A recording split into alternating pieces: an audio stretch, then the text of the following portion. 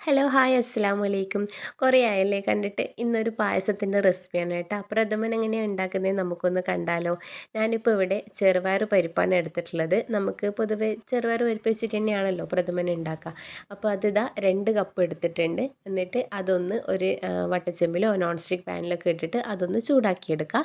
ഒരുപാട് സമയമൊന്നും ചൂടാക്കിയെടുക്കരുത്. അതിൻ്റെ ആ ഒരു പച്ച മണമൊക്കെ ഒന്ന് മാറി ആ ഒരു പച്ചച്ചോയ മാറാൻ വേണ്ടിയിട്ട് ഒരു 5-8 മിനിറ്റ് ജസ്റ്റ് ചെറിയൊരു സ്മെല്ല് വരുന്നവരെ ഒന്ന് ചൂടാക്കിയെടുക്കുക കേട്ടോ. എന്നിട്ട് അതിന് ശേഷം ഞാനിപ്പോൾ ഇതാ ഒരു വലിയ തേങ്ങ ചിരണ്ടിയിട്ട് അതൊന്ന് പാലാക്കി എടുക്കുന്നുണ്ട്.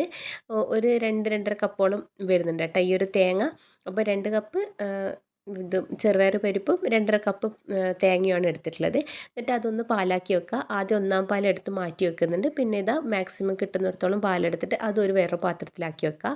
ഇനിയിപ്പോൾ നമുക്ക് ചെറുപയർ പരിപ്പൊന്ന് വേവിച്ചെടുക്കാൻ വേണ്ടിയിട്ട് ഒരു കുക്കറിലേക്ക് കുറച്ച് വെള്ളം ഒഴിച്ചിട്ട് അതിലേക്ക് ഉപ്പ് ഇട്ടിട്ട് ഈ ഒരു പരിപ്പ് ചേർത്ത് കൊടുക്കുക. എന്നിട്ട് ജസ്റ്റ് ഒന്ന് ചൂടായി വരുന്ന സമയത്ത് നമ്മൾ നേരത്തെ എടുത്ത് വെച്ച ആ ഒരു രണ്ടാം പാലിൻ്റെ പകുതി ചേർത്ത് കൊടുക്കുക.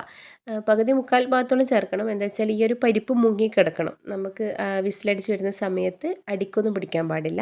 എന്നിട്ട് അതൊന്ന് വേവിച്ചെടുക്കുക കേട്ടോ. എന്നിട്ട് അതിന് ശേഷം ഞാനിപ്പോൾ ഇതാ 3/4 കിലോ വെള്ളം എടുത്തിട്ടുണ്ട്.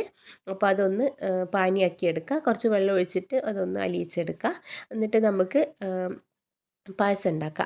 അപ്പോൾ ഞാനിത് അടുപ്പത്താണ് കേട്ടോ പായസം ഉണ്ടാക്കാൻ വേണ്ടി വെച്ചിട്ടുള്ളത്. ഒരു ചെമ്പിലേക്ക് നമ്മൾ നേരത്തെ എടുത്ത് വെച്ച ആ രണ്ടാം പാലില്ലേ ബാക്കിയുള്ളത് അതൊന്ന് ഒഴിച്ചിട്ട് അതിലേക്ക് ഈ ഒരു വേവിച്ച് വെച്ച ചെറുപയർ പരിപ്പ് ചേർത്ത് കൊടുക്കുക കേട്ടോ. എന്നിട്ട് അതൊന്ന് മിക്സ് ചെയ്തതിന് ശേഷം നമുക്കതൊന്ന് നല്ലതുപോലെ വേവിച്ചെടുക്കാം. അപ്പോൾ ഈ ഒരു സമയത്ത് നമ്മുടെ ശർക്കരയും കൂടി അലിഞ്ഞ് വന്നിട്ടുണ്ടായിരുന്നു. അതും കൂടി ഒഴിച്ചു കൊടുക്കുന്നുണ്ട്. എന്നിട്ട് ഇത് അതൊന്ന് ഒഴിച്ചിട്ട് നല്ലതുപോലെ ഹൈ ഫ്ലെയിമിലിട്ടിട്ടുണ്ട് തിളപ്പിച്ചെടുക്കുക.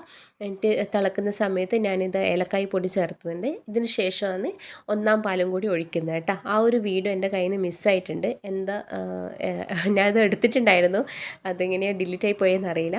അപ്പോൾ ഇതാ ഒന്നാം പാലും കൂടി ഒഴിച്ചിട്ട് നല്ലതുപോലെ ഒന്ന് തിളപ്പിച്ച് കുറച്ചൊന്ന് കുറുക്കിയെടുക്കുക. ഈ ഒരു സമയത്ത് നമുക്ക് കുറച്ച് ഗീയിലേക്ക് അണ്ടിപ്പരിപ്പ് മുന്തിരിയും ഒക്കെ ചേർത്തിട്ട് അതും കൂടി ഒന്ന് ഒഴിച്ചു കൊടുക്കുക കേട്ടോ. അപ്പോൾ ആ ഒരു കാര്യം ഞാൻ വീഡിയോ എടുക്കാൻ മറന്നു പോയിട്ടുണ്ടായിരുന്നു. ഒഴിച്ചിട്ടുണ്ടായിരുന്നു പായസത്തിൽ, പക്ഷേങ്കിൽ വീഡിയോ എടുക്കാൻ വിട്ടുപോയിട്ടുണ്ട്.